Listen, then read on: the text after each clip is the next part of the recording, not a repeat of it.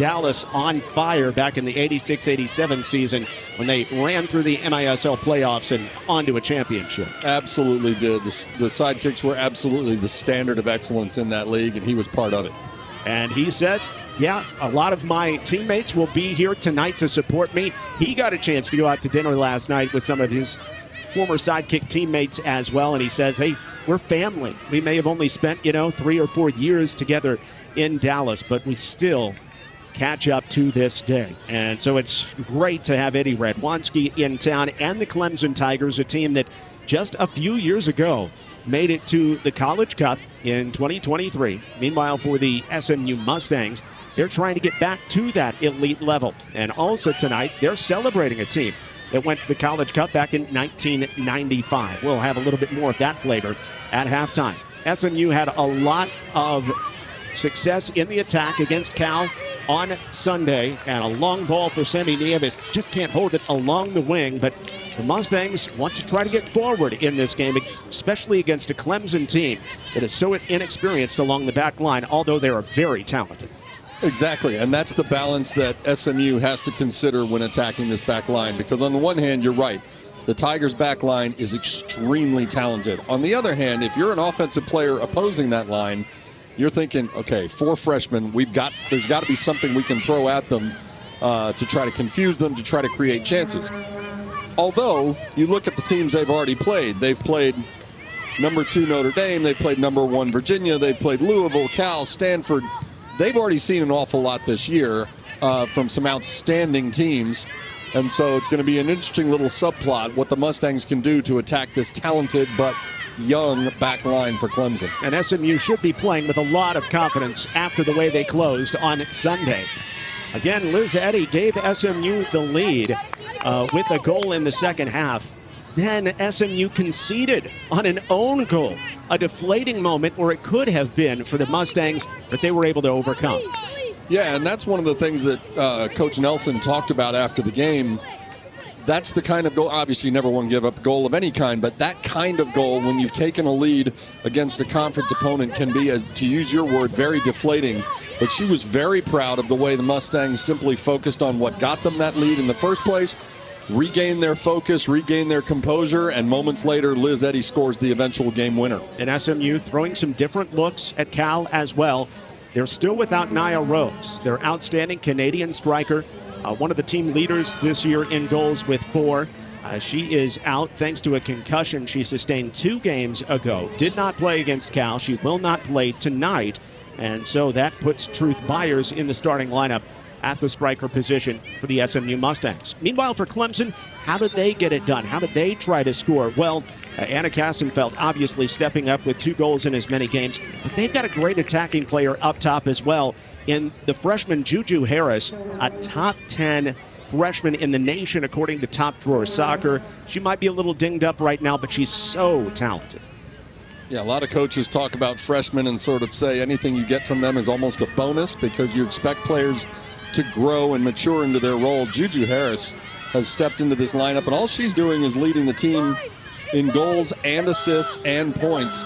She has become Tigers' most dangerous weapon on the offensive end in her first season at Clemson. And Harris might be overdue for a goal. She missed on a penalty at Syracuse. Just came up a little bit wide while forcing the keeper the wrong way, and also missed a wide open goal down the mouth of the goal as well, as this ball from Kassenfeld is deflected away. There you get a look at Juju Harris setting up for the corner kick, as Eddie Radwanski would love an early strike from his Tigers. We'll try to walk it in and relocate. Good opportunity here as this is flicked toward the goal and punched over the top. Quick reaction by Aubrey Brown on that drive from Renee Lyles, the 5th-year graduate attacking midfielder. Nice little crossover pass, quick shot after the first touch.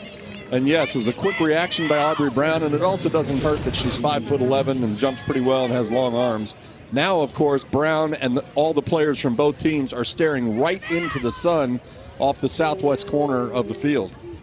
Here's Jenkins toward the back post. A header comes up wide. Maura Hummel will let it drift over the goal line and out for an SMU goal kick. Jolie Jenkins, the left outside back, one of those 4 freshmen along the back line. But Clemson knew coming into the season, Steve, they were going to have to rely on freshmen. They had the second best class, according to Top Drawer Soccer, in the nation. Just a bevy of talent. They knew there were going to be some growing pains there, but they also didn't know they would have quite as many injuries to veterans this year either. Exactly, and every coach in every sport obviously tries to recruit the best possible talent.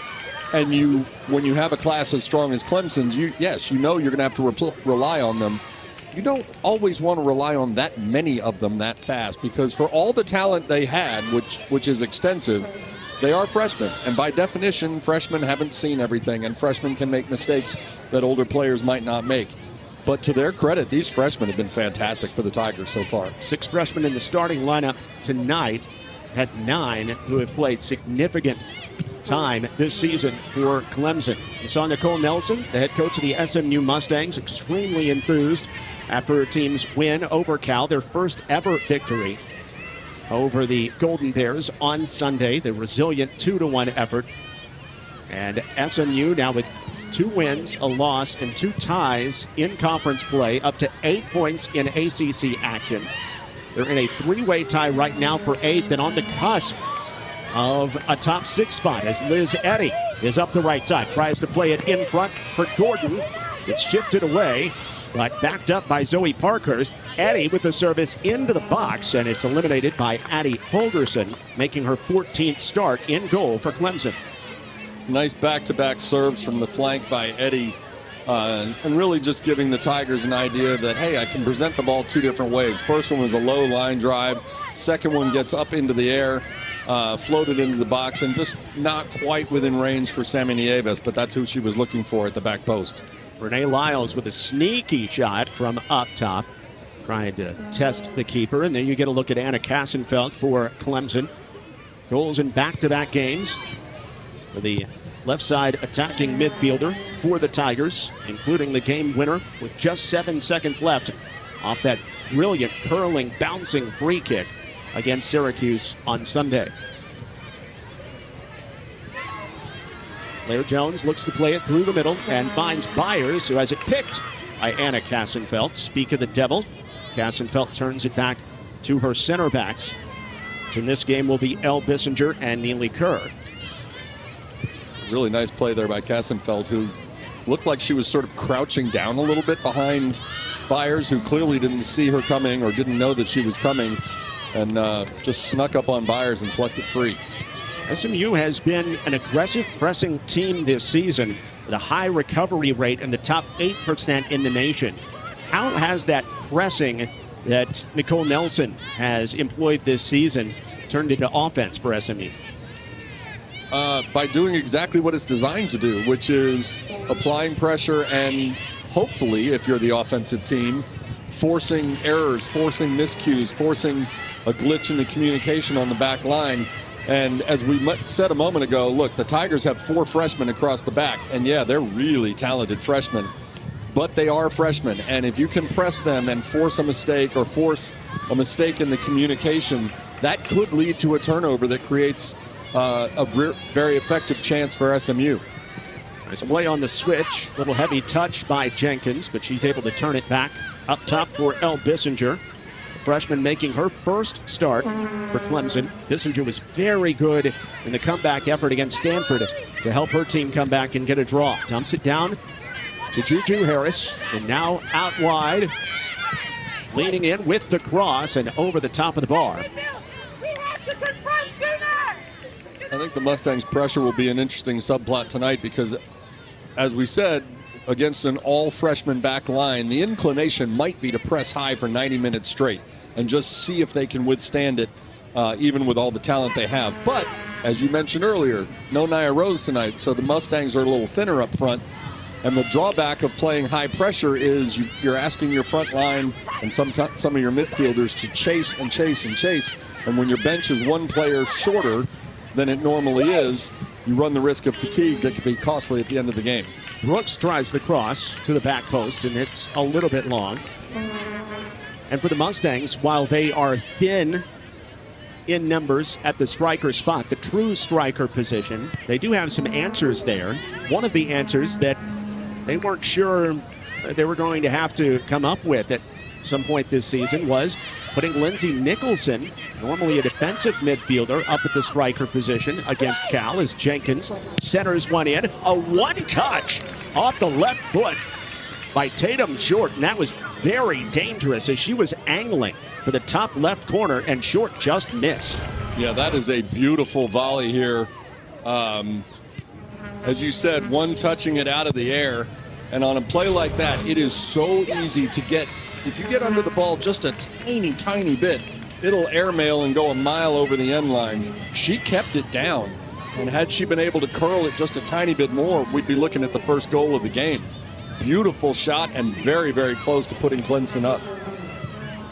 Short, a third-year starter for Clemson and a player that was part of the ACC all-freshman team back in 2023 when Clemson was making their way all the way to the College Cup for the first time in school history. Claire Jones in the direction of Byers. She's knocked down, an awkward bounce, and then Gordon is called for the foul, pushing Emily Broof in the back. The 5'8" senior from Liverpool had a brilliant strike for a goal against Syracuse early in the match on Sunday. Gordon getting caught, really making contact with Broof while she was off balance, because it certainly wasn't a very hard push. But you could tell Broof was already leaning to her left, and just that tiny little nudge from the right side was enough to put her down. 12 minutes in here in Dallas. Only the second matchup all time between Clemson and SMU. Clemson, the longtime ACC team, and SMU in their second season in the league, looking for a better finish than last year. And SMU has already attained as many points in conference play as they had last season. But some of their toughest tests are out in front of them as you look at the series history between the two. Clemson leading 1-0, and their meeting was in 1999, where Clemson made it to the quarterfinals of the NCAA tournament, and along the way, early in that year, they were able to take down SMU here in Dallas. Rossetti gets held up a little bit, stripped away by Emily Broof. Nice backtracking by Broof. Eventually Clemson would lose out to North Carolina that season. I apologize. Sorry, John.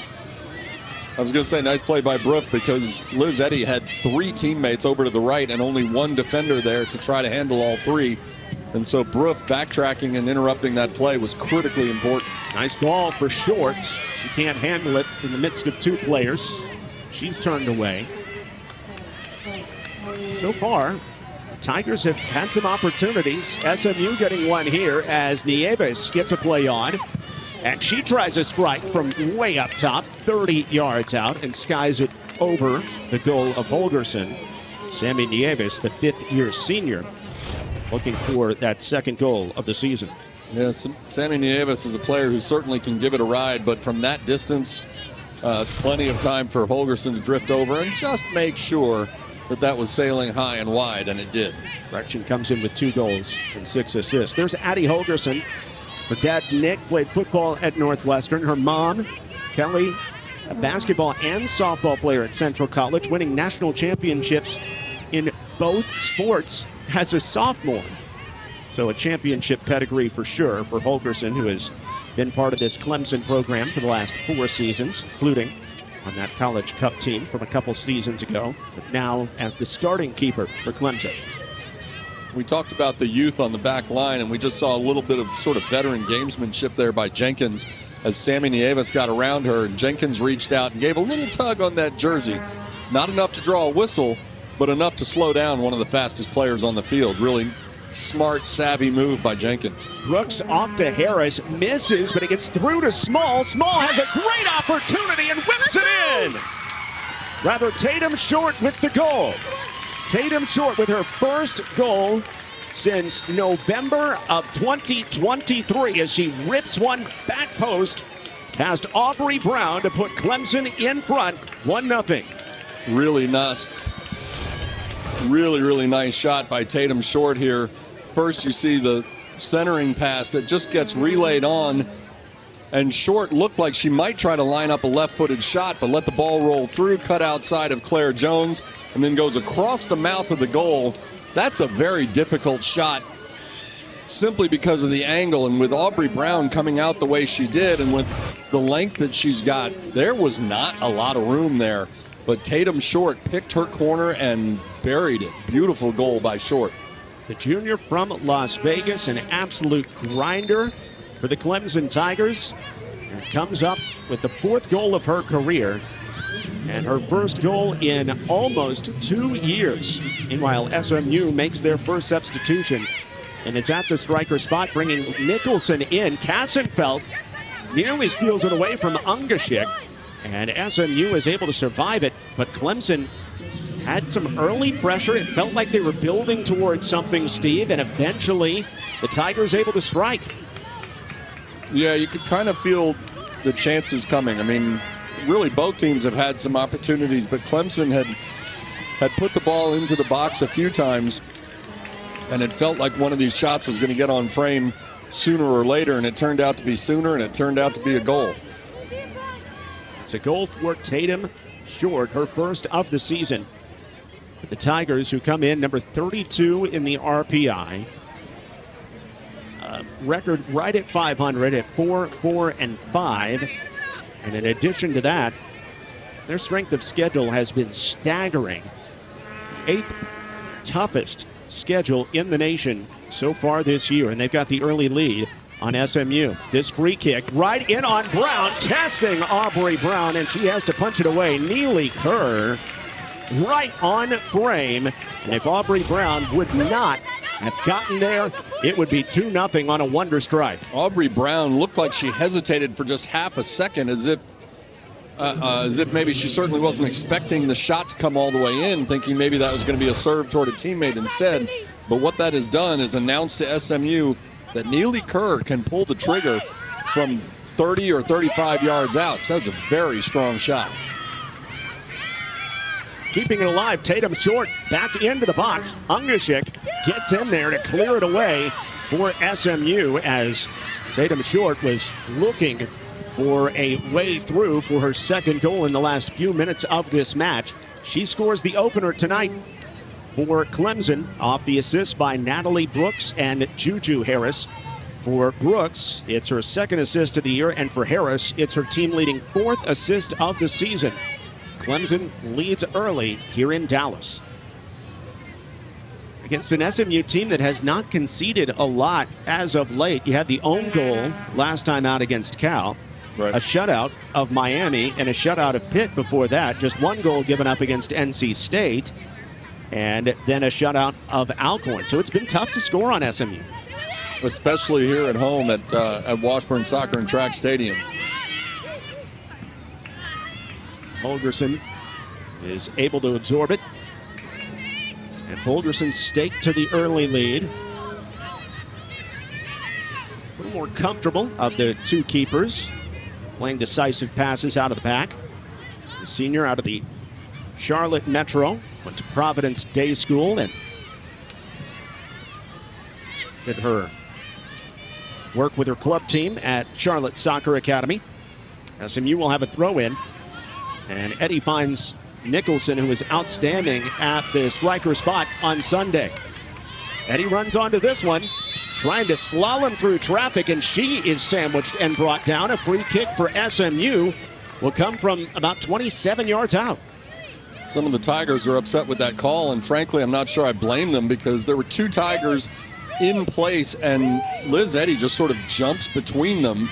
And she certainly has the right to go get the ball, but if she initiates that contact, I think as a defender, that's where you're looking for a no call from the officials. It's one of those where you can certainly understand it if it goes either way. I think this was the right call, but I certainly understand why the Tigers were a little upset. So Nieves on the angle for SMU. She has a team-leading 6 assists this season. Plays it into the box, straight up in the air, a secondary ball, and with Yapic lurking, Addie Holgerson is able to snipe it.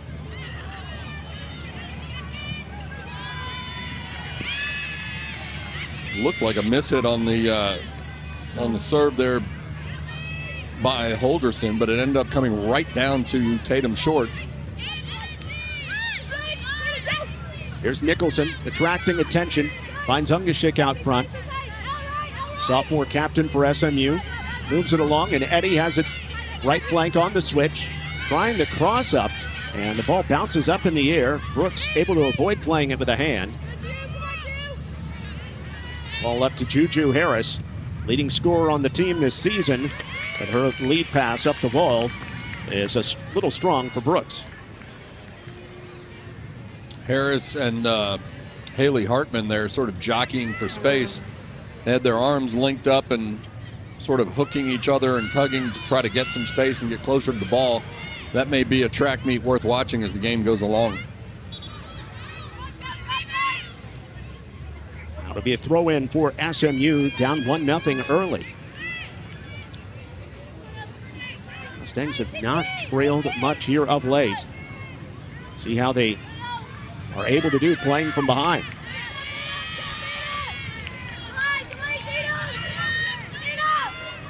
Yapich along the ground. Nice pass to Jones. Claire Jones leaves it behind her. Good defense by Short. Throws it out front. Nicholson trying to hold it up. Touches it out to Nieves. And SMU cycles through again. This ball in the direction of Jones, but played in behind her. And Short able to find it.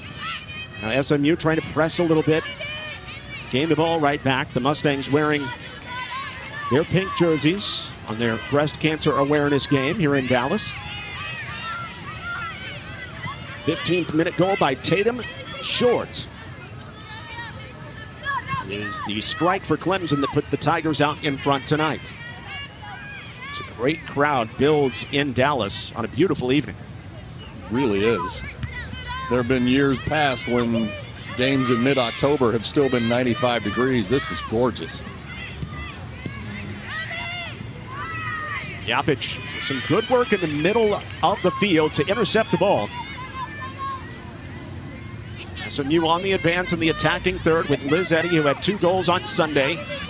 Moves from the light into the shadows, and now Jenkins is able to get her body between the ball and Liz Eddy. Throw-in coming up for Hummel. And I think you can see a little bit of what Clemson's doing defensively there. Jenkins obviously was going nose-to-nose with Eddy, and Natalie Brooks was about 5 feet away. They know that Liz Eddy not only scored a couple of goals the other day against Cal, but is a very dangerous player, and she's going to draw a lot of attention, including double-team attention sometimes. Nice takeaway by SMU, thanks to the good work by Hartman. But Nicholson unable to link up with Kelly Gordon, and it ends up in a goal kick for the Clemson Tigers. Tigers able to pick up that win over Syracuse on the road, and it was such a big win for a young Clemson team as they try to keep their NCAA postseason hopes alive. They're very much in that race when it comes to the RPI, of course, but they hadn't had a win in about a month. They had gone 6 games without a win. They had gone 3 straight games, taking losses in each one, and you've got to look at the teams they were playing. Exactly. But at the same time, they hadn't been able to find results, finally breaking through, and that's carrying them through to some early success here in Dallas as well. When you play in the ACC, you're going to have a schedule full of brutal games, right? Every team in the conference has to play a bunch of heavyweights. But, as you said, we've talked about how young this Clemson team is with 6 freshmen in the lineup tonight. That is about the ultimate example of being kicked in the deep end as freshmen. You're going to come to Clemson, great program. You're going to play very good programs all across the ACC, and you're going to play them all right out of the chute, sort of before you get your feet wet as college players for a lot of these players. And so there will be some battle scars, but it'll also toughen them up and harden them for possible postseason. And when you think about it, let's say these 4 freshmen all stay in the lineup. What's this defense going to look like in 2 years when you got 4 juniors who have already played 60 games or something like that? Precisely, and Eddie Radwanski said that this class reminds him a lot of his class he brought in 2013 to Clemson. And while they didn't make the NCAA tournament that first year, they made it in 2014 and 2015 and 2016. It culminated with a run all the way to the Sweet 16, and Radwanski was named ACC Coach of the Year that season. It shows what a great class can do for you. Maybe not immediate dividends, but eventually it pays off as Roof is just a little strong for Kassenfeld. Yeah, there may be a learning curve. There is a learning curve for every player in every sport, right? But if you can survive that learning curve, the early bumps in the road, and you have exceptional talent and athletic ability and intelligence and all these things, then you have the foundation for some really productive players down the road. Better run of play early on from Clemson, and Harris is able to reach it.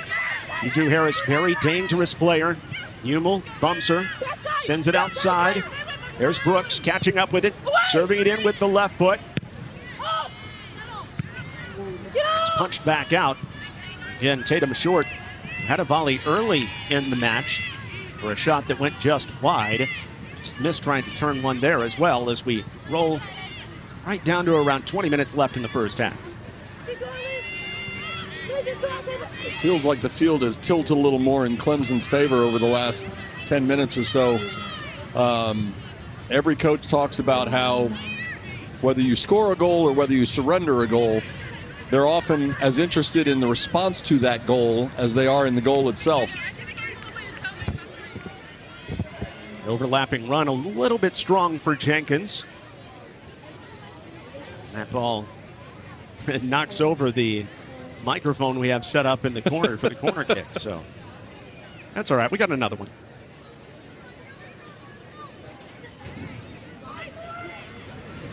The perils. Being close to the field. That ball vertically for Harris, just out in front of her, and Brown able to come up with it. Aubrey Brown's been very confident with the way her defense has been playing out in front of her here lately. And an early moment for Clemson has the Tigers out in front, 1-0 in Dallas. Mustangs chasing. The young Tigers trying to protect that advantage. Overson good with her feet up the wall to climb. Part of the reason for that confidence that Aubrey Brown has is that her defense is sort of the opposite of what Clemson has. Claire Jones, Jr., Haley Hartman, Sr. Here's Eddie with a strike right off the side of the head of Jenkins. Hopefully she is all right. But she looked like she took a direct hit. And we continue to go with Eddie against Jenkins. And Jenkins gets stuck in, and Eddie goes down. Obviously, those two, Jenkins and Eddie, are players that their teams can ill afford to lose. So good to see them both up and running again, and hopefully no worse for the wear.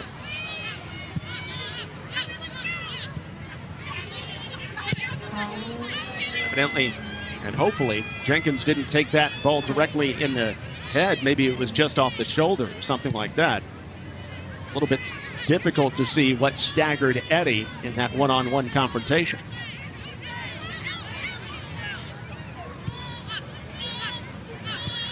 Match kind of settles in now.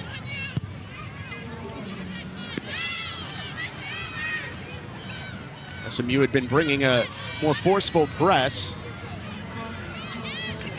And Clemson nearly gives it away. Nicholson unable to hold it. And then Lindsey Nicholson is called for the foul as Anna Kassenfeld takes the spill. And you see a little bit of what Lindsey Nicholson brings on that front line. She's maybe not the fastest sprinter on the team, but she covers a lot of ground. She's very tall. She can reach a lot. And when there's contact, she's going to win several of those. And so there was contact there. But had the ball not been, had the foul not been called, it would have been an SMU ball because it was played off of Clemson out of bounds. Fortunately for the Tigers, they got the whistle, so they got the free kick.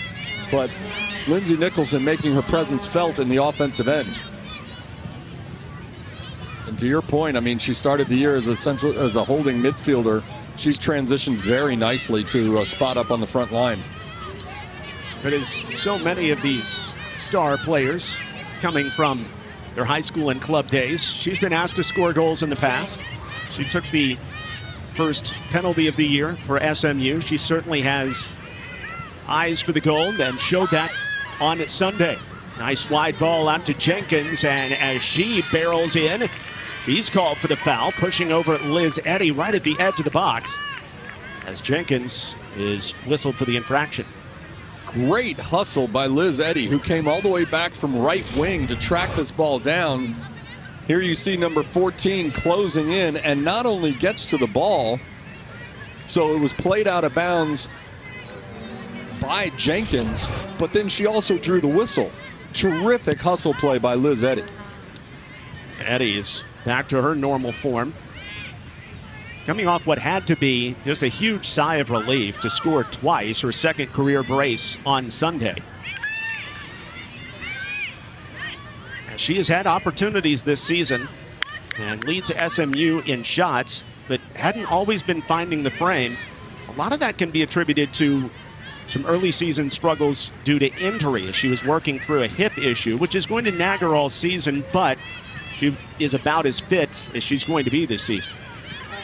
Yeah, and when she's even close to fit, she's a very dangerous offensive player, and she can absolutely drill it from. She's not one of those players who has to be right in front of the goal. She certainly can if she finds herself there, but she can also let it go from 15, 20, 25 yards and have it arrive on the cage in a hurry. So for SMU, they're being outshot 6-2 tonight. Clemson is 3 better in shots on frame, 3-0. For the Mustangs, where are they having trouble connecting and finding offensive success right now, you think? It feels like just trying to get some transition through the middle third. I mean, that's one way to, that's a different approach with Hartman sending a long ball up over the top, hoping that Sammy Nieves can track it down, and she does. Wow. That's incredible. That's what we can do when you've got a target as fast as Samantha Nieves, as she can hit the jets and go get it with just about anybody. But more often than not, that was about a 50-yard pass by Hartman to Nieves. That's very difficult to connect. It worked out that time. They've got to be able to develop a little more transition through this middle third, whether it's Ungashik, whether it's one of these defenders, these outside defenders, getting it up into the middle, and then the Parkhursts of the world and getting it up front. They've got to create some more possession through the middle third. Somebody that might be able to help out SMU to that point to generate some more offense is Libby Jannereth, who played a career-high 60 minutes against Cal on Sunday, and she was absolutely marvelous from a wing position. She comes in for Liz Eddy, and Ms. Jannereth will play the left, and Nieves moves over to the right side. This ball in the direction of Gordon. And a corner kick coming up for SMU thanks to the hustle of Gordon, really pressuring Elle Bissinger, making her first start at center back for Clemson. And you mentioned Sammy Nieves moving over to the right, so now the Mustangs have a lot of speed on both flanks. Jannereth and Nieves both can absolutely go get it. They can run with anybody, and that creates... It's one thing to have to deal with a really fast attacking player, but to have to deal with two of them on opposite sides of the field, that is one of the things that can give a young defense like Clemson has some pause, as they've got to figure out how to sort that out. Line drive kick is right into the waiting arms of Addie Holgerson. Now Clemson will try to attack after the corner that doesn't go SMU's way. Corners are 3-1 Clemson, as the Tigers have certainly had the better run of play early, and they have the lead on the 15th minute goal by Tatum Short, and they're looking for more. Carla Small is now in the match at a central midfield position, now running through the middle of the box. Little dance along the edge, and it's picked off by Paxton Bach. Not a full clearance. Roof is able to back it up. Send it out wide to Reese Klein. Floats it in, and Aubrey Brown eliminates the chance. That was sort of like the shot on the other end a few moments ago. Got plenty of leg, but from that kind of distance, the goalie has lots and lots of time to drift over and snatch it out of the sky. Eyes on Jannereth, but it never got there. Still, the ball finds her and tries to force her way through defenders. Clemson does everything they can as Jannereth gets in there, creates a turnover. Here comes Jannereth into the box. Great job to overtake her by Neely Kerr and turn it away. But that's the problem the very active Libby Jannereth can pose for opponents here this season. Yeah, if she was on skates and running around on the ice, we'd be talking about what a great forecheck that was. She was going 1-on-3, forced the issue into the offensive end, and then was able to recover it twice. Terrific play by Libby Jannereth. Under 11 left in the first half. Tigers also went into their bench as deep as they can go in this one. They do not have a lot of depth. This is an outstanding player in Carla Small, the 5'2" freshman out of Hawaii and IMG Academy. Now some hold-up play inside the box, trying to turn on it. Kassenfeld unable to get a shot off, and it is taken out of trouble by Hartman. Nicholson holds it up, but then gives it away to Clemson. Nice job by Nicholson to win that 50-50 ball and then basically box out with a defender on her back. But eventually the Tigers came at her in numbers and forced the turnover. Jannereth sees a loose ball, and she goes after it hard. And that is a winner for SMU and a throw-in. Last touch by Klein. Last touch by Klein, but Coach Radwanski was lobbying for a Clemson throw, and Nicole Nelson was lobbying for an SMU throw. And instead of talking to the fourth official, it looked like they were talking to each other and exchanging a little bit of a chuckle as they were each politicking for their team to get possession of the ball. SMU wins here. Jones trying to get it out on the switch to Nieves. What wind there is coming out of the east, so directly from the far side of the field to the near side here on this October evening. As Clemson goes into the bench for a couple of forwards. It's Taylor Live, a 5'6" freshman. What else? Out of Alabama. And also coming into the match, Jordan Thompson. He's one of the elder statesmen on this squad at 24 years old. Graduate comes into the match. And with speed, here comes Carla Small. Wings it out wide. Live joining the race. Live dancing in on her left foot. The shot is blocked. Small recovers it for Clemson. The Tigers look to recollect the 1-0 advantage. Trying to double up that lead here in Dallas.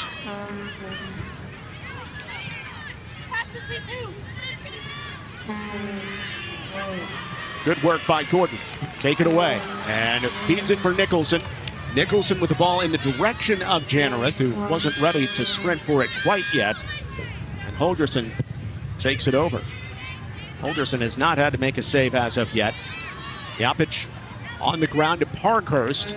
Jannereth tripped up, and a foul on Clemson's Renee Lyles gives SMU a chance at a free kick near the sideline. Libby Jannereth, we've talked about all the Clemson freshmen. Well, Libby Jannereth is a freshman for SMU, and she's really injected a little jolt of energy. She's forced turnovers on the back end by the Tigers. Now she's drawn her second whistle. She's made a real impact since coming into the lineup. Jannereth still looking for that first goal or assist of the season, but you get a feeling it might be close for the freshman from Allen, Texas. Here's Nieves chipping it in. Pretty good ball. It gets through, and it's still alive. Ungashik crosses it in front, and it's sniped away. It got through the hands of Addie Holgerson, but SMU just could not put that final touch on it to get it into the goal. And Clemson survives some dangerous moments. That is exactly why you throw a lot of numbers forward on free kicks from that distance. You want to get in front of the goalie's eyes. Sammy Nieves with a nice serve in the middle, and you see 3-4 pink jerseys around Holgerson. And I don't know if she got bumped on the way up or if she just mistimed her jump by a hair, but the ball gets through her hands, and you could sort of hear the collective panic for just a second, but nice job by the Clemson defense to recover and help sort it out for their goalkeeper. Back to live action. Great ball for Nieves. Popped in the air. Nicholson settles it down, hands it off to Gordon. Gordon with the drive, and SMU equalizes. A quick build-up through the attacking third after a turnover. Everybody got involved. Gordon, Nieves, and Nicholson And it's Alex Gordon, or Kelly Gordon, I should say. Kelly Gordon, one of the most dangerous players for SMU, scoring the first goal of the season. Nice equalizing goal, and really Lindsay Nicholson is the one who creates the play because she settles it, sees a teammate out of the corner of her eye. Nicholson could have turned and tried to crank a shot, but she saw number 16 standing there already facing the goal in a slightly better spot, drops it off for Gordon, and Gordon gets it in, drills it in off the hand of Holgerson into the lower left corner, and all of a sudden we're knotted at 1. Kelly Gordon was that ACC preseason player to watch, as turned in by Nicole Nelson. She knew that Kelly Gordon would be a factor wherever she played this year for SMU. Hadn't gotten on the scoreboard with a goal until now, and Kelly Gordon strikes to make it 1-1. They're coming right back through traffic and trying to strike back. The Tigers get held up. Janareth is able to find it, and more transitional opportunity here for SMU. Nicholson, good hold-up player, turning back to the middle. Finds Ungashik as SMU gathers numbers in the attacking third. Now looks for the switch with under 6 minutes left to play in the first half of the game, tied at 1. We talked earlier about how each team would respond after Clemson's goal. Well, now we're sitting with 5.5 minutes left in the first half, and this could be a very important stage of this game. How does each team respond to this? Yapich on the ground in the direction of Gordon, who just scored that goal, and Kelly Gordon can't quite reach it with the right foot.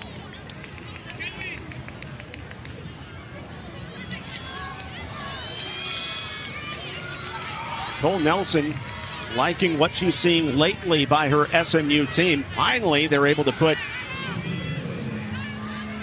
a ball on frame, and it finds the net as the Mustangs bring Juliana Millen into the match for the first time. It's only the third time she's been on the field this season for SMU, as she comes in to play the striker spot.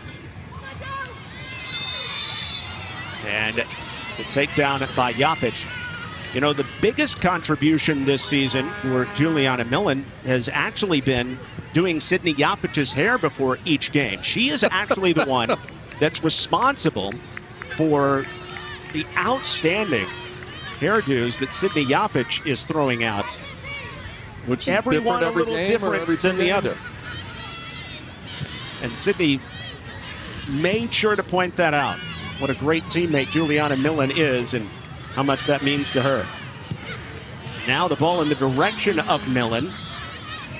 It's played back to Holgerson, and all of a sudden Clemson's kind of scrambling a little bit, and SMU's smelling some blood in the water.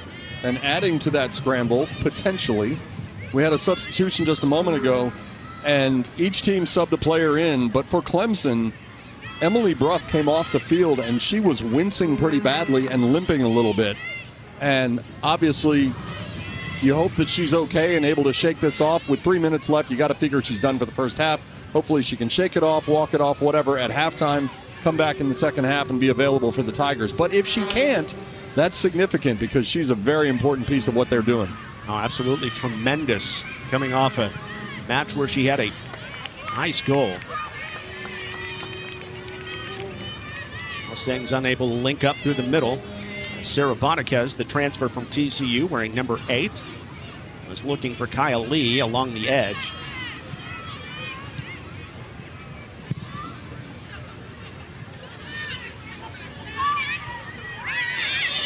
Contested ball, and this may be a booking against Nicholson. It certainly is. She got the leg up high, trying to tangle with Erin Sheridan for that ball. We talked earlier about how if there's a collision between players running for the ball, she's going to win several of them because she's a big, strong player. That's not what we had in mind, though. Nicholson picks up the yellow card for SMU. And a chance at a restart from out front for Kerr. And Kerr again going after the goal, but this time missing off to the left. As you look at it from the keeper's position, Aubrey Brown. But again, that one was, 30, 35 yards? And it's not like she had to launch it sky high to get it that far. She gave it a ride, and that was almost still climbing when it crossed the end line. Very, very strong leg in the back for Neely Kerr. Eddie Radwanski knows she is going to be an absolutely wonderful player. Another one of these top 30 recruits in the country. Or this new look back line for Clemson. If you're joining us late, they're starting 4 freshmen along the back line tonight. Clemson struck first. SMU fired back thanks to Kelly Gordon. Now the Mustangs looking for a go-ahead goal here late in the first half. Janareth is unable to hold it along the sideline. I think when you're recruiting a team, Neely Kerr is exactly what, and you're trying to find a good center back, she's exactly what they look like. She's 5'10", she can run, she's positionally very sound, technically sound, and she's from the back line, she is a part of this offense. Coming into the match, she co-led the team with 3 assists. She and Juju Harris both had 3 assists. Harris had an assist on the first goal of the night, won by Tatum Short. More than a minute left in the half. By the way, the yellow card on Nicholson was the first of her career.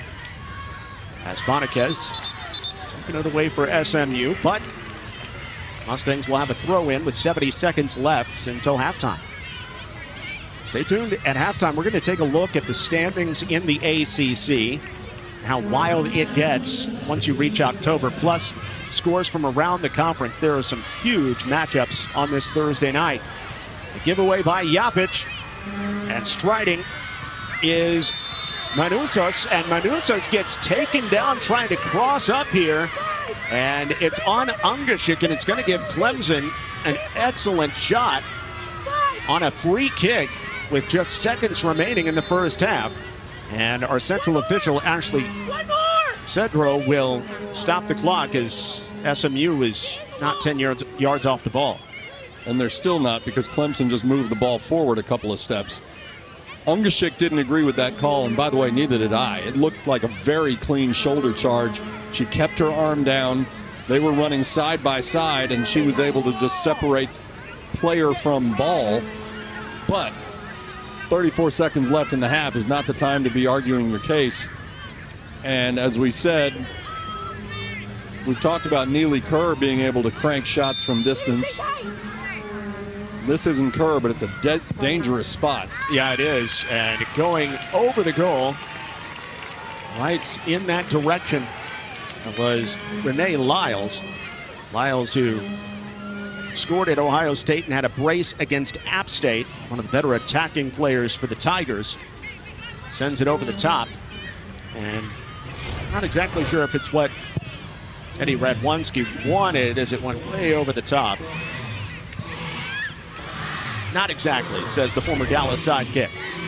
Just a few seconds left in the half, and Clemson unable to reach it in an attacking situation. A real fun first half. They pumped off another 9 in the first half here. The Tigers, all of a sudden, a much more threatening offensive team for Eddie Radwanski. Right, and we've talked about Neely Kerr, who's cranked a couple of free kicks from a mile and a half away, but it's not just her.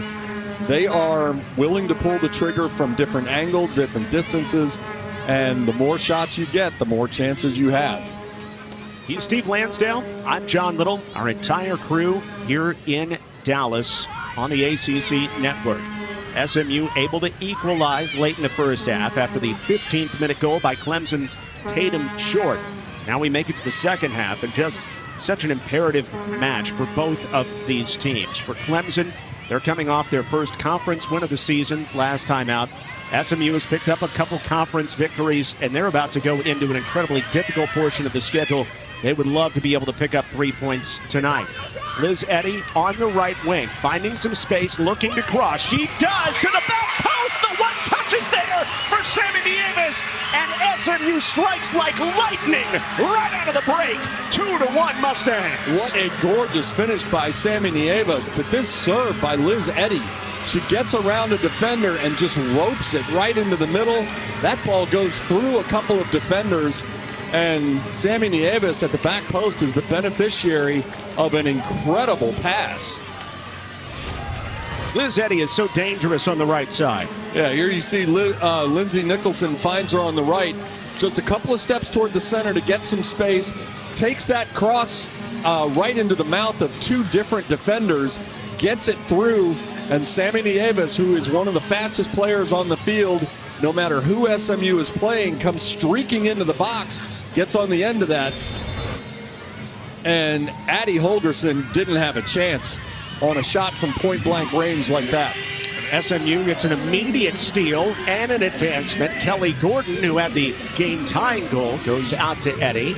Switches places, looking for Gordon. It's buried in the corner and a throw-in for SMU. I was talking with Coach Nicole Nelson for SMU before the match about the way that SMU had been taking the corners, whether it be with Liz Eddy or Libby Jannereth. And she was like, yeah, we're doing that, but we've got to be able to reach the service. We've got to be able to make good runs, well-timed runs. That was perfectly timed by Nieves. Right. I mean, great serves are one thing. You certainly need those, but if there's no one on the other end of it, they're just pretty crosses, and they end up in the hands of the opposing goalkeeper, and next thing you know, the ball's going the other way. But it's timing. It's more than just speed. Yes, Nieves can fly, but it's timing, it's reading defenses, it's knowing your teammate and when that cross is going to come, and getting to the spot where the ball is going to be probably before the ball is even struck from the flank. And Sammy Nieves and Liz Eddy have done this together for a couple of years now and worked at that time to perfection. By the way, haven't even talked about the keeper changes. Nona Reason comes in for the second half and is greeted very rudely with some excellent service by Liz Eddy and Sammy Nieves. Yeah, Nona Reason, who for most of this season, especially the back half of it, has been playing the second halves. This is her 10th appearance. There's Holgerson, who started this match. Not sure either one would have been able to reach that right, ball. And I don't think that's on the keeper. Under the bus. Sorry about that. I missed the switch. Also, it's worth noting Emily Bruff is back in the game. Good to see. She left with a few minutes to go in the first half and looked like she was wincing and in some considerable discomfort. And Lindsey Nicholson starting the second half at striker for SMU after coming off the bench in the first half. So a pretty different look for the Mustangs and obviously in goal for Clemson. Nicholson not given an assist on that second goal, but certainly made the pass that got Liz Eddy in position for the cross, and Nicholson had an assist in the first half. Also had 2 assists last time out. Nearly a giveaway by Yapic, but it comes right back to her and decides to clear it, let her defense get set up. You're 3.5 minutes into the second half. Clemson, you know that they want to strike right back, and they'll try to do so with Natalie Brooks working her way into the corner. And as that happens, a foul is coming here against SMU and Maura Hummel. Yeah, Hummel got there a half a step late and extended those arms. And I think Brooks was already sort of leaning to the left, so it didn't take much to knock her off her feet. Hummel certainly doesn't agree with the call, but, you know, they don't give her a whistle. They don't give her a vote. So an early chance for Clemson to put in some wide service. Occasionally that has been tough for SMU's back line to deal with. It will be Klein dealing it in. Reese Klein, a low liner, and it's held up near side by Tatum Short. Switches it back out for Jenkins. Jenkins has it blocked as Gordon was able to gobble up the space. So often we get wrapped up in talking about fast players like a Samantha Nieves, like a Juju Harris or somebody, and we think about it in terms of racing toward an opponent's goal to try to score goals. But the quickness that Kelly Gordon showed there coming out of the defensive end to close off that chance is another critical area where that speed and explosiveness is extremely important. And SMU has speed at few different positions, especially their attacking spots, and that's shown here in the second half. Little run from the middle by Nicholson, unable to reach it, but SMU will have a throw in as starting center back in this one, Elle Bissinger, is able to reach it. Claire Jones, the left outside back, whose twin sister plays at VMI, plays it in. Onyeshik looking to get it to Hummel on the switch. Maura Hummel making her 26th straight start. Goes to Liz Eddy, and here goes Eddy. Eddy, an angled run all the way into the box. Another cross played right back at her, and just punched into the air. The header clears it, but another dangerous moment that could have gone SMU's way. Yeah, Liz Eddy drives that ball toward the box, and there are 3 Tigers standing right in front of her. And it looked like all 3 were thinking either she's going to go to the top of the box on the inside of all 3 of us, or she's going to go to the end line on the outside of all 3 of us. And she just figured, put your head down, drive right through the middle, and it worked. She got through 3. It's hard enough to get by 1 or double coverage, single or double coverage, but to blow through 3 and get a chance like that, really aggressive attack there by Liz Eddy. Liz Eddy has all of a sudden become the most dangerous player on this SMU team, and it's really coincided with her switch to the right side of the field. She now leads the team in expected threat, according to First Team Analytics, and that lead in XT is only going to be elongated thanks to her excellent feed across the mouth of the goal to set up Sammy Nieves for the go-ahead goal here in Dallas. Gordon switches it out, and Eddy again with a chance to dance, and Jenkins holds her up. Trip. It's a play on. Jenkins, no foul given. And now after Ungashik intercepts it, there is a foul. It was just a play on, and Maura Humel will be called for one. Way back near the SMU bench. And you see that Nicole Nelson disagrees. Yeah, she does, but I think it's the right call. I mean, Humel took her out, and then the official did the right thing to wait and see if Clemson was able to play the advantage through. And when they lost the ball about a second later, out came the whistle, and appropriately so. Maura Humel at 5'2", wins the ball in the air. The second ball down to Kassenfeld. Kassenfeld pulling it back against Ungashik. A great defender, goes out wide. Brooks plays the serve in, and it's a little bit too strong. It looked like Short was there just a tick late, and it's out. Last touched by Clemson. Goal kick for SMU. I tell you what, all the Tigers were looking for a corner kick here. When you see, here's the cross into the middle. Tough to see. And I think they're arguing that Claire Jones hit it. And Jones turns around and says, no, that's a goal kick. But I'm not sure she looked really convinced of it. Obviously, the contact was made the front side of her jersey, and we were looking at the back side, but just have to take Claire Jones' word for it, I suppose. Yeah, she would never embellish to get a goal kick. None of us would. Corners are 3-1 in favor of Clemson, by the way, tonight. I never did. No.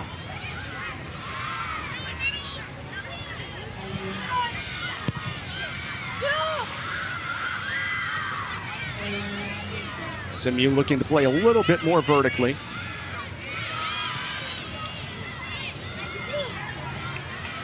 Gordon unable to turn it, and Bruff is able to hold up the ball, but is given right back to Ungashik. Mustangs trying to settle it down just a bit here, having taken the lead within the first minute of the second half. Here's Eddy. Her first touch a little bit heavy, but plays it to herself, knees it down, now in the box. She's shouldered away by Bruff, who is able to win the ball with that strong move and play it out to the sideline. The Liverpool native, Emily Bruff, played at Liverpool and Manchester United back in her club days. Makes a nice defensive play. And those are 2 physically very strong players, Bruff and Eddy. And when they get leaning into each other, trying to get jockey for position for a ball, there's some heavyweight contact going back and forth between those 2. Goal kick coming up for no reason.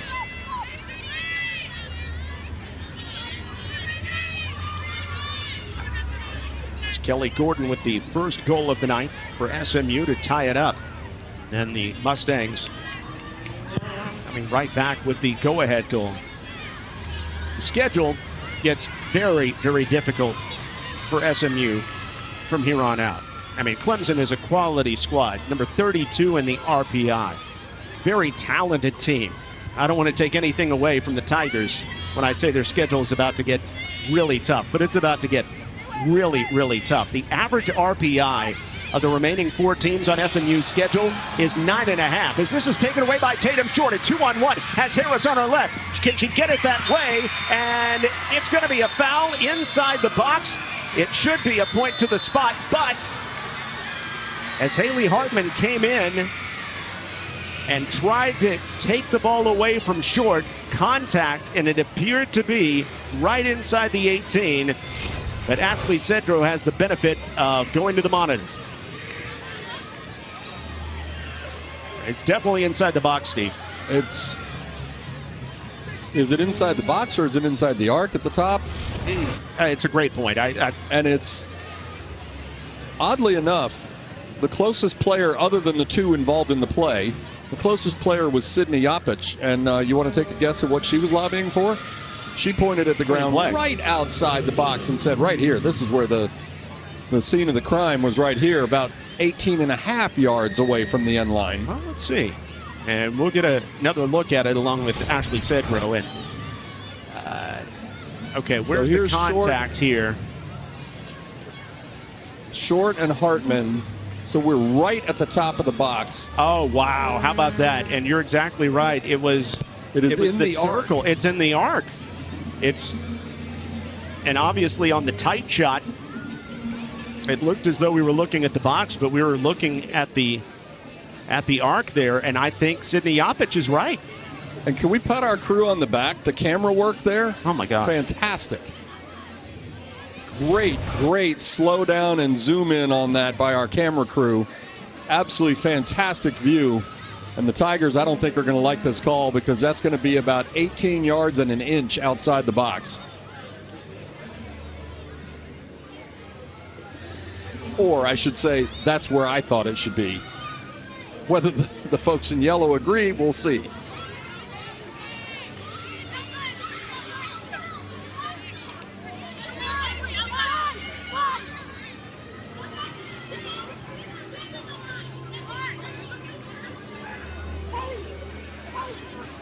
And normally we would see a demonstrative action to get an idea here, and I think we just missed it, but obviously it is just a little bit outside, and it is going to be a yellow card on Haley Hartman, but you see where the ball has been set. It is just outside the 18, so it is not a penalty kick, and that's the free kick spot here for Clemson. Now, if you're thinking about what happened just a couple days ago for Anna Kassenfeld, it wasn't too far from this spot. It was inside the arc for Kassenfeld, but wasn't too far from this spot. I was going to say, this is a very similar spot, and you can bet that Nicole Nelson showed that free kick to her team about 1,000 times since Clemson came back from Syracuse with a win. So you got to think the right side of the SMU defensive wall is going to be stretched out maybe just a hair further than they might otherwise because of what Kassenfeld did against Syracuse. Of course, knowing that, does Clemson decide to do something different as it's Kassenfeld, number 17, and Harris, number 19. Kassenfeld tries to go over the wall, and the wall is there, but Harris chips it back in. The header is in for Clemson to tie it up. Brown nearly reached it with a headlong dive, and that left hand. And the equalizer goes to the freshman, Elle Bissinger, out of Greenville, South Carolina, to tie it up for the Tigers, her second career goal. What a beautiful finish by Bissinger here. The Mustangs did such a nice job to block the free kick, and then the follow-up is always just a high looping serve into the middle where, quite honestly, there's a cluster of players in both uniforms in there. You're just trying to throw it in the Mixmaster and see what happens. And for Clemson, it worked beautifully as Bissinger was able to climb the ladder, lean back just a hair, and get her head on it. And, you know, Aubrey Brown's 5'11", and boy, she wishes she was about 6'1" on that one because she was very, very close. Juju Harris with her second assist of the night. A perfectly placed ball after the free kick had gone off the wall, but Harris was in perfect position to go grab the deflected ball and restart things, much to the delight of the Tigers. And Clemson is able to equalize. Each team has a goal in each half, and now the Tigers take one away. Renee Lyles, the heavy touch, and Hartman able to take it away. Remember that goal all started to transpire, as this is going to be a foul on Neely Kerr, after Tatum short had a takeaway near midfield and then was fouled just outside the box by Haley Hartman. Kerr coming up and running through the back of Nicholson. Fortunately for the Mustangs, Nicholson no worse for the wear, but that's a pretty solid collision between a couple of very talented freshmen. There have been times where both teams have had their moments this evening, and it is anyone's guess how this one's going to end tonight in Dallas, as both these teams are desperate to pick up the full allotment of points. For the Mustangs, they come in with 8 points. They are 2-1-2 in conference play for Nicole Nelson. For Clemson, 1-3-2 in conference action.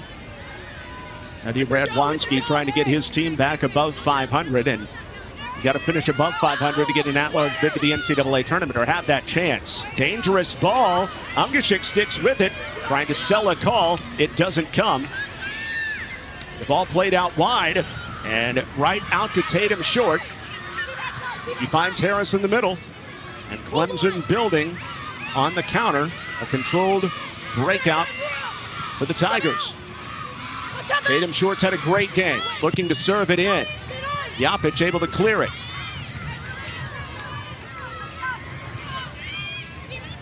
Sit tight. Samantha Nieves ends up poking it over the touchline, and I think given another chance, she might like to settle that ball and turn around, because she had one defender behind her, and if she could beat her, there was about 1.5 miles of green headed upfield. Oh, dangerous ball into the 6, and it gets cleared away.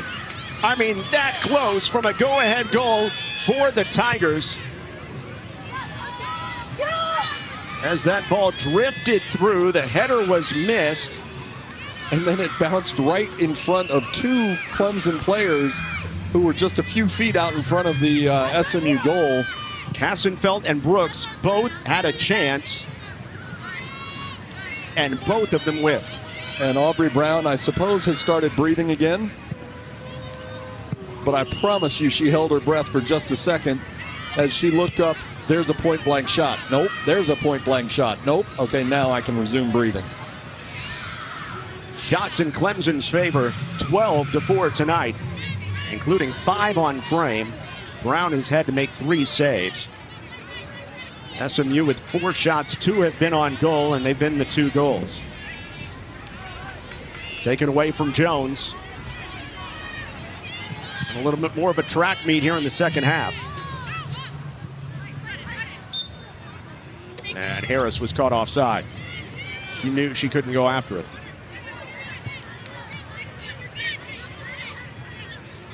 The Tigers' remaining schedule. They've got 3 games left in the regular season after tonight. They'll go back home for their final home game, most likely of the season, play number 13 Wake Forest. And at Boston College and at Duke. Good turn by Nicholson here, a very strong player, and Bissinger, who has the game-tying goal, able to slide it into touch.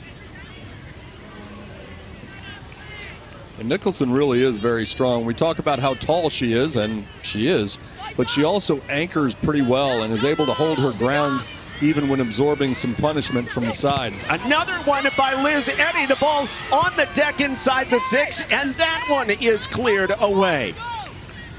Almost a carbon copy of what SMU experienced on their end, as Nona Reason couldn't reach this one.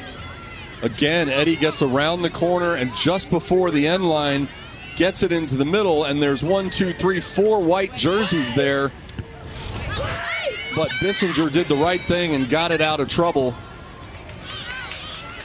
Sure, you give up the throw-in, but it gives your team a chance to regroup and reset its defensive shape. Oh, wow. What a move by Maura Hummel. A brave tackle right in the middle of the field, and it is completely clean. That is difficult to do. It is, and it's also very risky because if you miss, then there's a fast break the other way. Speaking of, on the backside, Brooks is just offside. Brooks doesn't agree, but from our angle, I think it was the right call. She wasn't offside by much, that's for sure. I understand her dispute of the call. But from our angle, and again, we're not perfectly lined up at a 90-degree angle to see where the flag goes, but from our angle, it looked like she had a step or two behind the SMU defense. 28 minutes left on an entertaining night in Dallas, a back-and-forth affair. Clemson going up early, SMU tying it up before the half, and then the Mustangs scoring in the first minute of the second half. Sammy Nieves putting the Mustangs in front.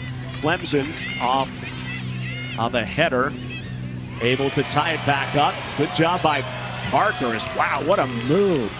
Showing incredible ball skills. Zoe Parkhurst all around that ball to win it back for SMU. There were about 6 moves in there as she wove her way through traffic.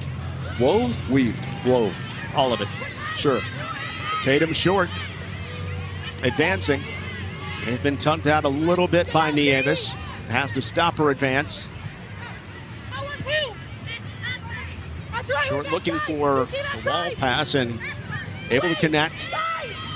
Ball back in the middle. Right-footed drive. It's tipped and over the goal. Let's go, Loki! Aubrey Brown makes another great save as Clemson was looking for the lead, and Tatum Short nearly had her brace. Tatum Short gets a half a step on Claire Jones, which is all she needs, and drilled it. And we don't have the best angle, but that looked like it might have found the upper left corner. She was very close to 2 highlight reel goals in one game. For a player who hadn't scored in 2 years. Jenkins inside, trying to run it down is Bissinger, but she's not able to reach it. 26 minutes left. SMU will go into the bench for the first time in the second half. It's hard to believe she hasn't scored before tonight. I believe if I'm Eddie Radwanski, I'm telling her, hey, pull the trigger a little more often. Don't be bashful. Well, she's been a little bit more of a defensive-minded player for him over the last couple of seasons. Right, yeah, I get that, and she's terrific at it. She certainly looks good with an offensive mindset. She seems to know where the goal is, and she seems to know how to get the ball there. So that's a nice added weapon for your offense. No doubt. It's been unlocked tonight. Paxton Bach in at an outside back position.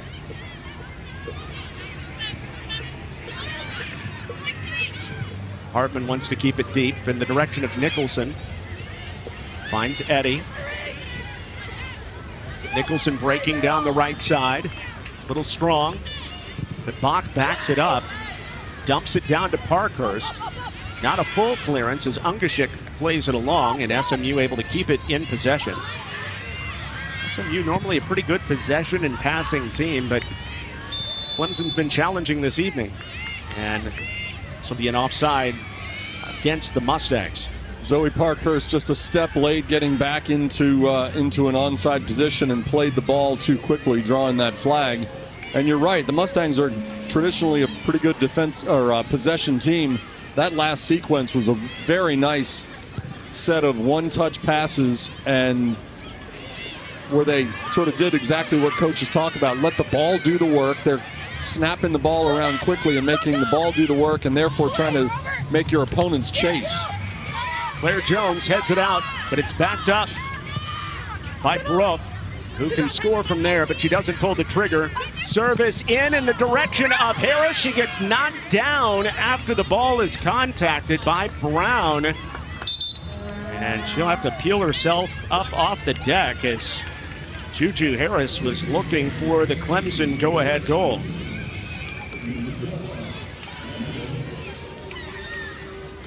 If you're Coach Radwanski and the Clemson program, obviously you're thrilled to see her get back up. But anytime a forward and a goalie are going 50-50 after a loose ball like that, goalie's going to get the benefit of the doubt every single time, unless she hits an offensive player several seconds late. Kaya Lee comes in for Liz Eddy. Maria Manuzos is in for Clemson. Manuso's coming back off injury. She's an experienced player, fourth-year senior. See Jolie Jenkins on the whole way at outside back for Clemson, throwing it in. I think Jenkins has been terrific tonight.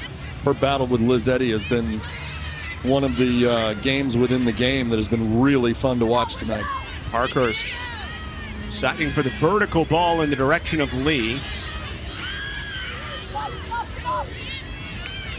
Now the Tigers marching into the attacking third. Again, it's Tatum short out wide. She's been so dangerous tonight. Gives it a rip short off the woodwork. Hartman clears it. Claire Jones does the rest. Tatum short off the right stick. Otherwise, it's 3-2. So that could be 3 goals now for Short. And as soon as she cranked that one off the post, I looked down at Coach Rodwanski, and he turned around and he had this huge smile on his face. I believe he's found himself an offensive weapon. She has been marvelous at that right wing spot tonight for Clemson. All right, here you see Short absolutely blast that post. It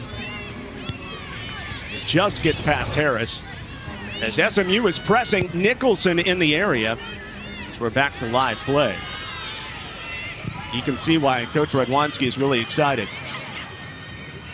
Yeah, I think everyone related to Clemson soccer is excited about what Short has shown tonight. Great job by Harris to hold it up, drop it off for Kassenfeld. She goes down inside the boxed area, and Kyle Lee clears it for SMU. Nice clearance by Lee, but that's where the Mustangs have to dig deep and get some numbers forward, because if that ball had gotten through to Lindsay Nicholson, she would have been trying to go 1-on-5. And she's good, but the odds are not in your favor in that situation. It's been a little bit of an end-to-end game, though. This is I think your description a moment ago of a second-half track meet is pretty accurate. Parkhurst letting the ball do the work. Finds Lee. Turns it back for Paxton Bach. SMU trying to control the pace for one of the rare times tonight on an evening where they've been outshot 14-4. Still tied at 2. Here's Yapich lopping it off. Jones serves it in. Monaquez a little bit late to it, and an easy thievery by Nona Reason, part of the 2020 U.S. Under-16 national team.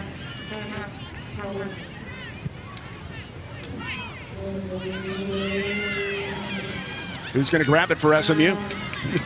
Looked like every player on the field had her back turned to that ball as it was just rolling slowly into the middle. Here's the dangerous Janareth. Janareth trying to take the line. Her serve is blocked. Feeds it back in the direction of Jones. Tries to find Janareth again, but Janareth was caught leaning back toward the midline instead of the goal line. And if she had played the ball, I imagine the flag would have gone up as well, because she was a yard or two offside anyway. And in that situation would have to come back into an onside position and then turn around and chase. And there just wasn't enough real estate for that. Nona Reason has great distance on these goal kicks. Hungashik wins that header with a throw in for Clemson.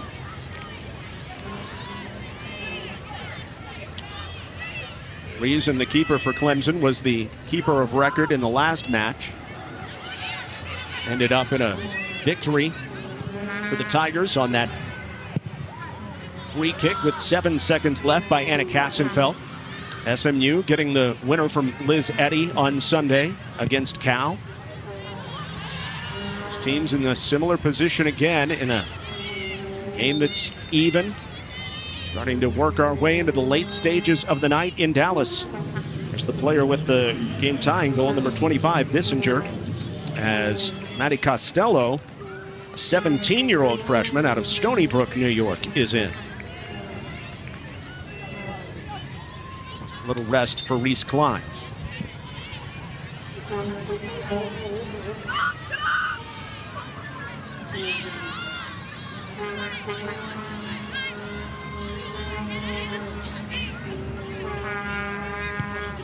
Clearly a handout of Vuvuzelas tonight. Can hear those pretty steadily. And pink towels as well. It's been a festive evening. Any more fireworks on the way? 15th minute goal by Tatum Short to get the scoring started for Clemson. SMU equalized in the 39th minute. Kelly Gordon on the equalizer. As Parker gets knocked out. First minute of the second half, SMU scoring Sammy Nieves from Liz Eddy, and then El Bissinger on a header to tie it up in the 56th minute tonight. They're square at 2 with under 18 minutes left to play. Penrith trying to keep it in deep, and SMU able to do so. Nicholson plays it to herself. The left-footed drive skies it over the goal.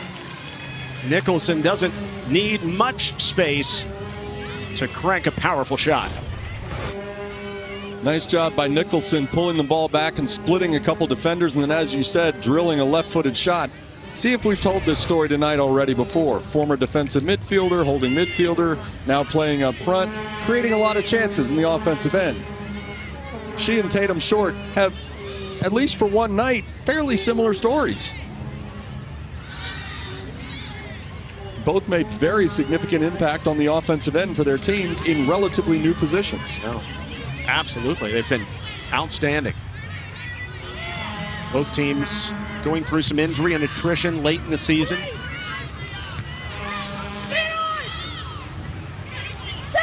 Third ball, one here by Clemson. Kassenfeld moving her way to the middle, stopping on it. Now on her left foot, able to keep it in possession. Out wide.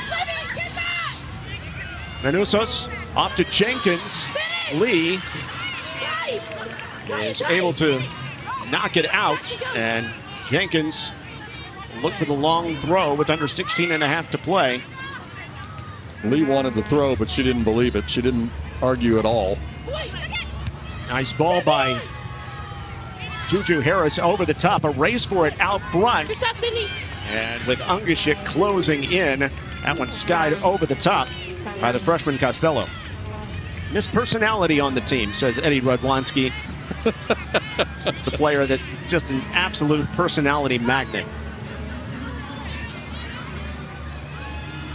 It's hard enough to run onto a ball like that and get it on frame. But if you've got someone like Lydia Ungashik coming out at 100 miles an hour trying to erase the chance, it's really easy to get under it. Here we go, another chance for Tatum. Short puts it in. It's her brace. The takeaway by Clemson. Juju Harris got it started. And Tatum Short, who has been dangerous all night, seemed due to make an impact within the final 20 minutes. And she slips it in past Aubrey Brown. Tigers in front 3-2. Tatum Short has been absolutely brilliant tonight. Here she runs onto it, one touch to settle it, and her previous shots had all been right-footed. That time she settles it, takes it with her left foot, goes across Aubrey Brown and tucks it just inside the lower right corner. I know Aubrey Brown would love to have it back, but boy, that was a beautiful shot.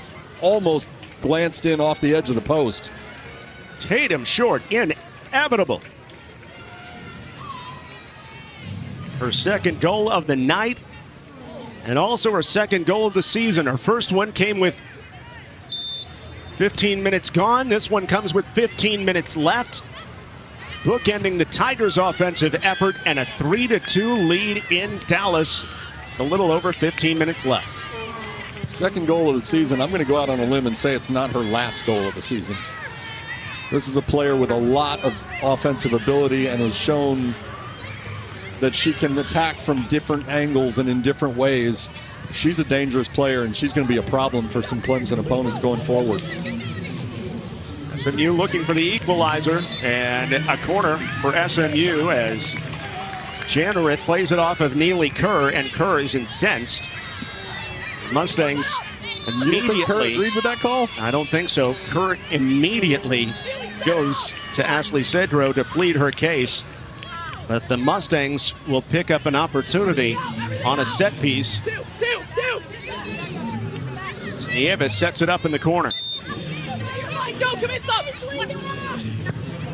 Nieves pops it in. Good job by Clemson to clear it. Yuma running after it. Jannereth able to keep it in possession. The Tigers able to clear that first opportunity. Great defensive help by Jannereth, who, by the way, started that play on the left side at the left wing and comes all the way back on a 45-degree angle to help out Maura Yumel at the right back. That's a freshman putting in a lot of miles to help her defense. She's got the young legs. Yeah. 14 minutes left. And Clemson on top. Thanks to the goal by Tatum Short.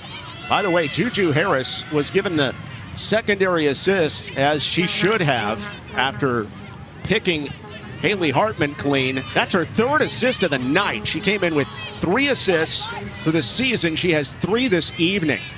And Clemson leads 3-2. Yuma on the ground. Great ball down to Gordon. Gordon centers it. And it's punched away to the corner. Liz Eddy tracks it down for SMU.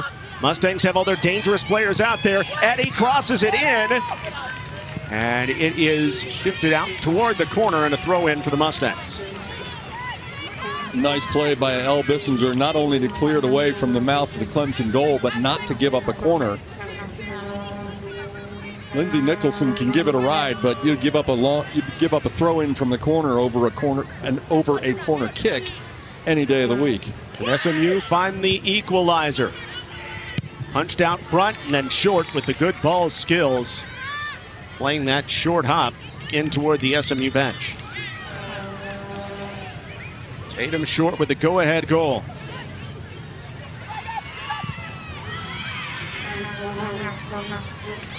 Juju Harris showing off again.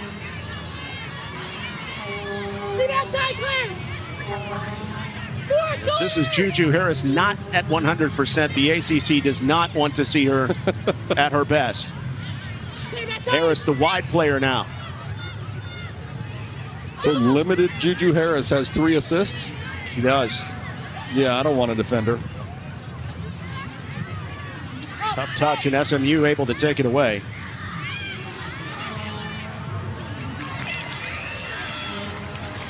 All played in the direction of Gordon, but unable to reach it. A good idea by Eddy.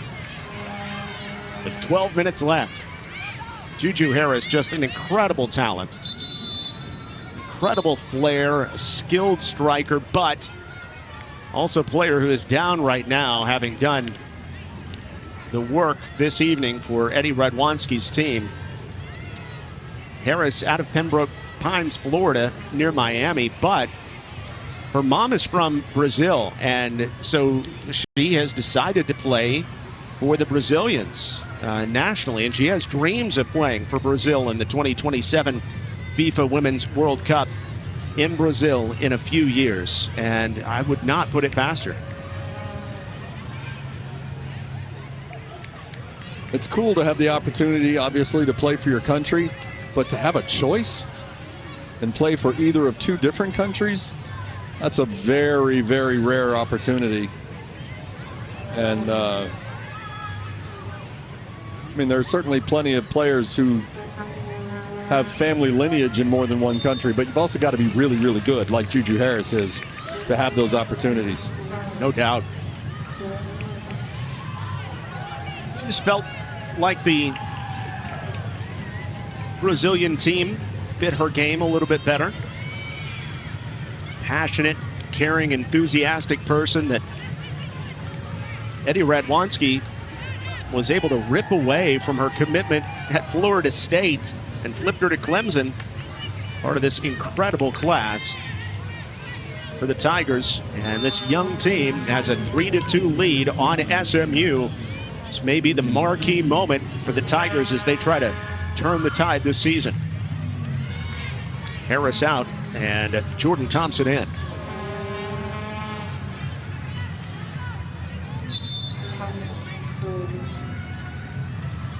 It's always tough, though, for young teams to learn how to close games as well, and we'll see how the Tigers are able to do that tonight on the road. Yeah, coaches talk about all the things that go into winning games, but one of them is, as you said, learning how to win. It's one thing to be big and strong and fast and have great shots and have great goalkeeping and all the other physical gifts that go into it, as we're getting the clock reset here, I believe. But there is an art form, and in some different coaches have different ways of teaching it. You know, you may see with a minute or two left, some coaches will tell their players to go to the corner flag and just try to burn clock. Other coaches won't. They'll want you to keep playing, keep trying to create chances. And with a team this young, as talented as Clemson is, and let's be honest, there's loads of talent on this team, they need to learn the Clemson way of finishing these games off. And tonight is a perfect opportunity for the Tigers to do that. And it feels like an imperative win for Clemson as they look to make it back to the NCAA tournament after missing out on it last season. And of course, they were a College Cup team for the first time in team history back in 2023. Liz Eddy has to hold up for it just a little bit. Eddy trying to let Gordon create some space. Gordon patiently waits on it, and her cross, a little, I don't want to say it's late, it's just that nobody was there on the run, Steve. No, it's a little deeper than she wanted. I think she was looking for Sammy Nieves or Lindsey Nicholson crashing through the box, and it just got in deeper to Nona Reason, giving Reason a pretty easy scoop off the bounce. And not a pink jersey within a few yards. That was cheeky by Nieves. Gordon, the tireless worker, and SMU get the throw in here. The attacking third, 10:15 remaining. Clock waning. The game that's had a bunch of twists and turns. Clemson has been the better team tonight, but SMU still within a strike. Another throw in. Yeah, the twists and turns comment was perfect, because this has been one of the most entertaining games we've called all year. Back and forth, scoring, lead changes, different kinds of goals, some really nice goalkeeping, some really nice defending. This game has had everything. There will be one or two more plays in this one that will help decide it.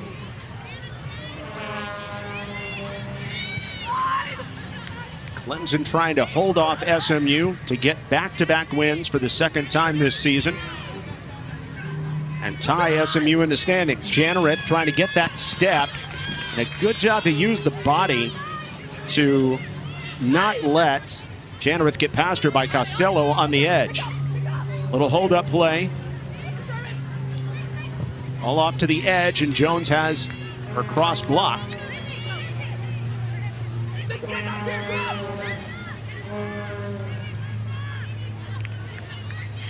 Nicholson will offer the throw in. 5'11" freshman from Palm Harbor, Florida. Wings it into the box.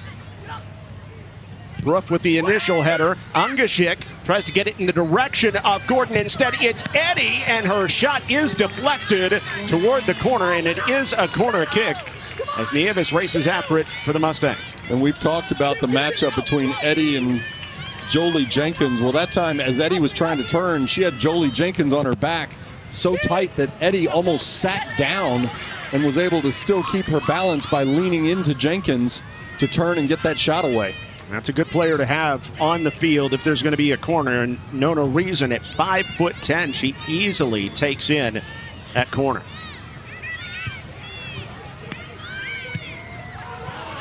Good ball here for Janareth. Nicholson moved it along. Janareth will try to take the line. Her serve. Was it contacted or not? No, it was not. A goal kick coming for Clemson. Under 8 to play. It's really a nice pass by Nicholson. She could have settled the ball and tried to turn and go directly up the middle, but she saw Janareth out wide with a lot of space and opted for the safer route, got it to her, and Clemson defense did a nice job closing quickly, but it was the right pass by Nicholson. See the substitutions there as the freshman defender Klein comes back in. Nice header down the side by Lyles, playing it to herself, trying to cross it in front. Perfect pass. The drive is tipped away, and Brown able to race it down.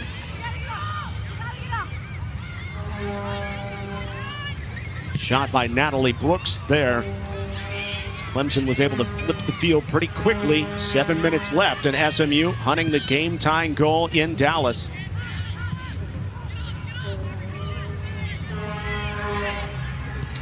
But the Tigers able to withstand that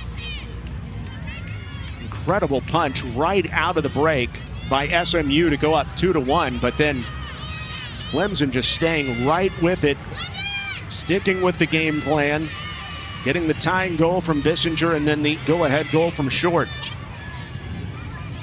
Hasn't been a perfect night for the Tigers, but it's been a good one on the road.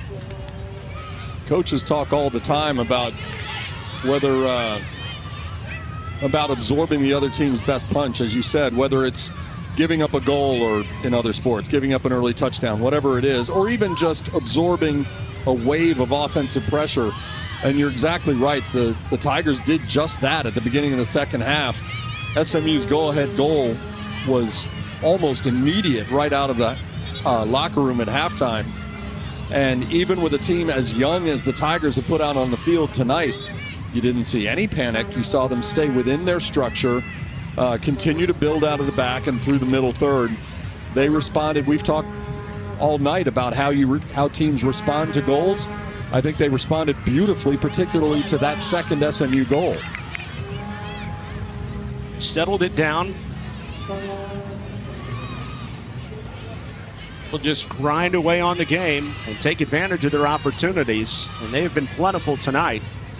Outshooting SMU 70-6 and outshooting the Mustangs in shots on frame 8-2.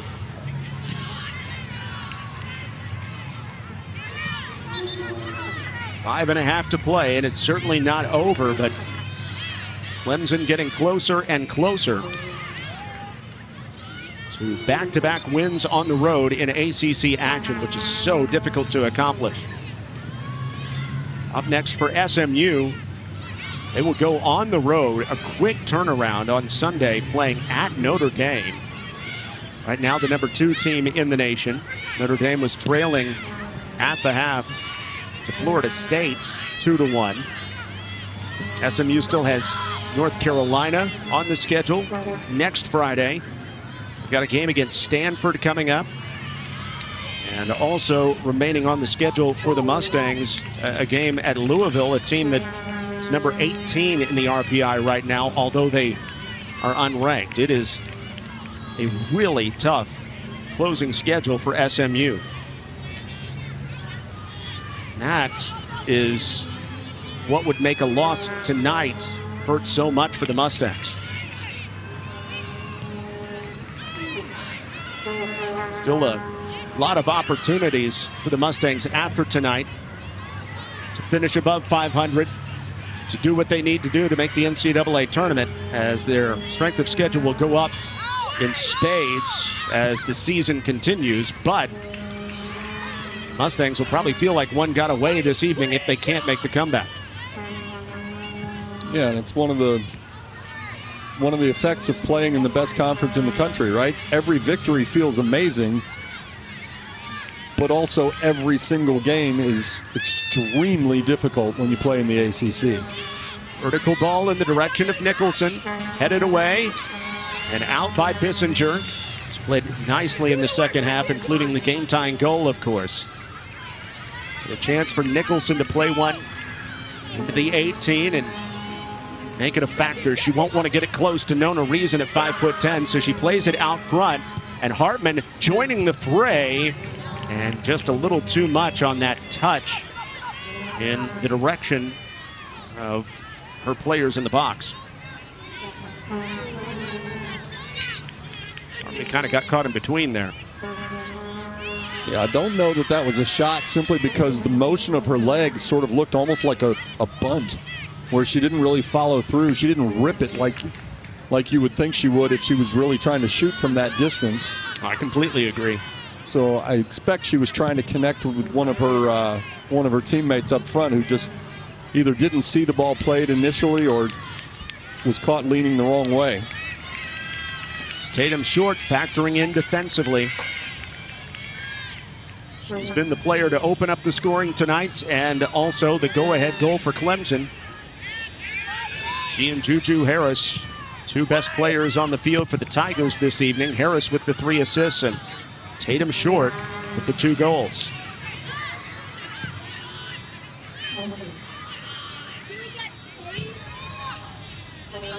Long ball. The direction of Eddie. Another throw in for SMU with 2:05 to play. Eddie wants it. Tries to make that turn and does so against Jenkins. Eddie with an important cross. It's flicked away and run down by Gordon. Under 2 minutes left. Hartman plays it in the air. Nicholson trying to get ahead on it. Instead, it's Unga Schick keeping it alive. A race for it by Eddie. She can't keep it in. A deep throw in for Clemson and a chance to waste some time. The 3-2 lead in 1:35. Yeah, Liz Eddy ran out of bounds and scooped the ball up quickly and handed it to the Tigers, who then burned about 15 seconds waiting for teammates to get open. Jopic. Header by Nicholson. Not all the way out. Bissinger punts it into the air. Hartman backs it up with 1:12 to play. SMU hunting the equalizer. Liz Eddy serves it in. That in-between ball right at the top of the crossbar and tracked the whole way by Nona Reason. And you see the big smile on Reason's face as she jogs out all the way to the near side of the goal box. And at this point, the most important teammate for the Tigers is that clock ticking down in front of Moody Coliseum. It's down to 40 seconds in Dallas. SMU striking early in the second half. Nieves. The quick finish inside in the 46th minute to make it 2-1, but since then, Clemson able to score in the 56th minute. Bissinger with the header, the second of her young career to tie it up. And then Tatum short, the go-ahead goal for the Clemson brace. Just 12 seconds left. Jopic trying to drive it in toward the goal. 5 seconds, headed just wide of frame, and that does it. Clemson completes the comeback in Dallas. Eddie Radwanski's return to where his pro career started ends up in a victory.